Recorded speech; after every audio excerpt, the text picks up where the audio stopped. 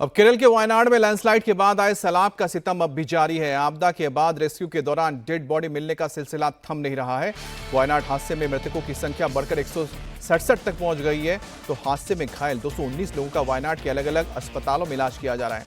वहीं लैंडस्लाइड में 191 से अधिक लोग अब भी लापता है, जिनकी तलाश के लिए मलबे को हटाने का काम जारी है। जिन इलाकों में रेस्क्यू टीम नहीं पहुंच पाई है, वहां हेलीकॉप्टर के जरिए रेकी की जा रही है, तो जिनका सब कुछ तबाह और बर्बाद हो चुका है, वो अपने तलाश में और अपनों की तलाश में दर दर भटक रहे हैं। रेस्क्यू ऑपरेशन के बीच राहुल गांधी और प्रियंका गांधी आज वायनाड का दौरा करेंगे। तो वायनाड में इस वक्त रेस्क्यू ऑपरेशन जारी है। 191 लोग अभी भी लापता है। मृतकों की संख्या लगातार बढ़ती जा रही है। करीब 180 लोगों के मारे जाने की अब तक सूचना मिली है। रेस्क्यू के काम में लगे तमाम वर्कर्स अभी भी मलबों को हटा रहे हैं और बड़े बड़े बोल्डर्स और बड़े बड़े पेड़ इस वक्त सबसे बड़ी चुनौती बने हुए हैं, जिनको हटाने के काम के लिए अर्थ मूवर्स लाए गए हैं और साथ ही साथ जो घायल हुए हैं उन्हें भी इलाज के लिए अलग अलग अस्पतालों में भर्ती किया गया है।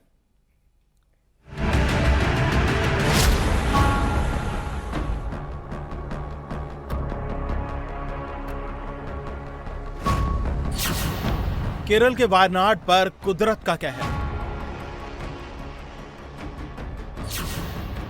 4 गांव में तबाही के निशान, दर्द की हजारों दास्तान।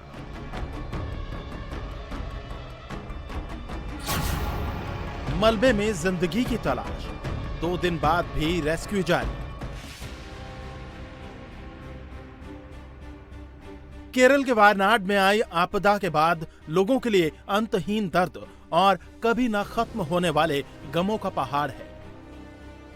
वायनाड के मुंडकई, चुरलमला, अट्टामला और नूलपुझा में अब कुछ बची है तो वो है बर्बादी की दास्तां। क्योंकि वायनाड के जिस इलाके में लैंडस्लाइड हुआ वहां अब सिर्फ बर्बादी का मंजर है। जो नदी पहले छोटे नाले के तौर पर बहती थी, उसने विकराल रूप धारण कर लिया है। पूरे इलाके में नदी का पानी, कीचड़ और मलबा दिख रहा है।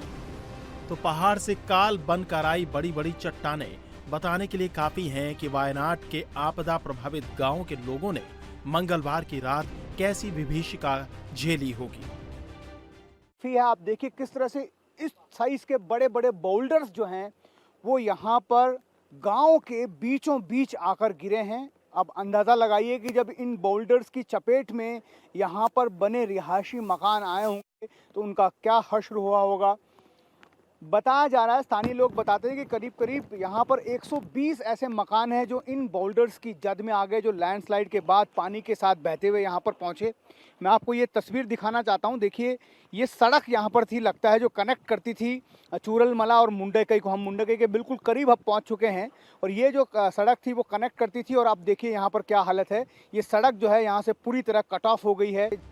आपदा से सबसे ज्यादा प्रभावित चूरलमला हुआ है। वायनाड के मुंडकई और चूरलमला में 2.5 किलोमीटर की दूरी है। मुंडकई टाउन ऊपर है और चूरलमला इसके नीचे। लैंडस्लाइड हुआ तो सबसे पहले मुंडकई इसकी जद में आया और उसके बाद यह तबाही चूरलमला तक पहुंची। मुंडकई में अभी भी 200 लोगों का कोई अता पता नहीं है। चूरलमला में भी हालात बेहद खराब है। चूरलमला के बाजार, घर, गाड़ियां सब कुछ पहाड़ से आने वाले मलबे के नीचे दब गए। चूरलमला में बहने वाली मुंडकी नदी का रौद्र रूप लोगों ने पहले कभी नहीं देखा था।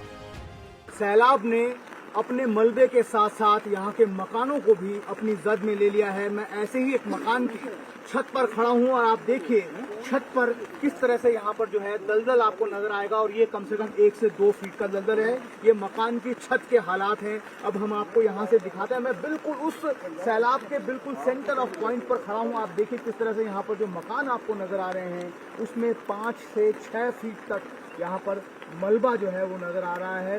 30 से 35 ऐसे मकान में रहने वाले लोग थे जो यहाँ पर कैंप में नहीं पहुंचे, हॉस्पिटल्स में नहीं है, वो मिसिंग है। क्या वो अभी भी इन मकानों के अंदर इस मलबे में दबे हुए हैं? हादसे के 2 दिन बीतने के बाद भी सेना, एयरफोर्स, नेवी, एनडीआरएफ, एसडीआरएफ की टीमें खराब मौसम में रेस्क्यू में जुटी हुई हैं। हेलीकॉप्टर के जरिए भी लोगों को एयरलिफ्ट किया जा रहा है। तो जिन इलाकों में राहत और बचाव नहीं पहुंच पाई है, उनकी रेकी भी हेलीकॉप्टर के जरिए की जा रही है। आप देखिए कैसे सेना के जो हेलीकॉप्टर हैं यहाँ पर लगातार गश्त लगा रहे हैं। दो टास्क दिए गए हैं। पहला टास्क ये है कि जहाँ तक रेस्क्यू ऑपरेशन टीम फिजिकली नहीं पहुँच पा रही है, क्योंकि अभी आप जो देख रहे हैं ये रिवर के उस तरफ जो मुंडक्कई इलाका है वहाँ पर पहुँच पाना जो है अभी भी रेस्क्यू टीम के लिए बहुत मुश्किल हो रहा है। ऐसे में वहाँ पर क्या कोई लोग फंसे हुए हैं? अगर कुछ कॉल्स ऐसे डिस्ट्रिक्ट एडमिनिस्ट्रेशन को आए हैं, ऐसा बताया गया है कि कुछ कॉल डिस्ट्रिक्ट एडमिनिस्ट्रेशन को आए हैं, तो उससे ये पता लगाने की कोशिश की जा रही है हेलीकॉप्टर के जरिए कि क्या कुछ लोग वहां पर फंसे हुए हैं।